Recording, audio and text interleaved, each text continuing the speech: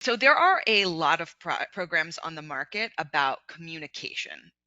Mm, Great programs, right? I think what our program does a little differently is that it starts with the premise that a majority of the conversations you have are emotional.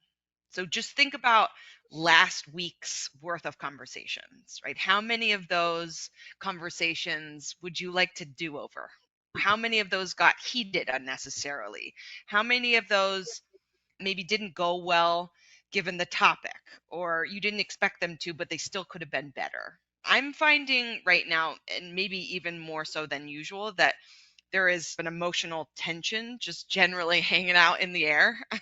And so I think that sometimes conversations are really tricky and we have to figure out it's got nothing to do with the two people in the conversation and everything having to do with what's happening in the emotional environment. But sometimes it's the topic that's tricky, right? Sometimes you might have to fire someone. Sometimes you might have to give someone really difficult feedback, or you have to discuss strategy with someone who doesn't agree with your perspective at all.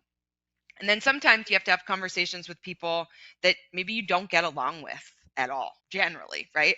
So all of those types of conversations are happening at work while you're trying to get work done, right? Remember, we talked about real problems and fake problems. I think a lot of times some of those fit into these fake problems, but they don't feel that fake, right? When you have to have a hard conversation. And so the reality that we are operating under is this idea that results move at the speed of relationship. So if a relationship you have is on an edge, it can be really hard to compartmentalize and just focus on the work. The brain has a hard time doing that. So you're focusing on work, but these skills are about translating into other domains too, like we've talked about. All of the reasons we talked about before, because of the topic, because of the person, because of the situation, sometimes because of all three. But if you can start to reflect on types of emotional conversations, just like with the last reflection, you might start to realize that some are more or less challenging for specific reasons.